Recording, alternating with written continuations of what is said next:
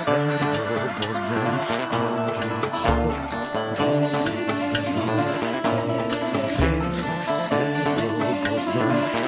olsun bu halka, bu onurlu erdemli halkın önünde bir kez daha eğiliyorum. İyi ki varsınız. İyi ki bu topraklardasınız. Ve sizler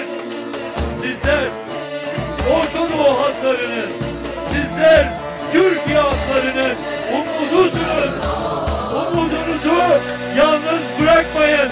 Umudunuzla yürüyün. Hedefiyle yürüyün. Hepinizin yolu açık olsun. Hepinize başarılar diliyorum.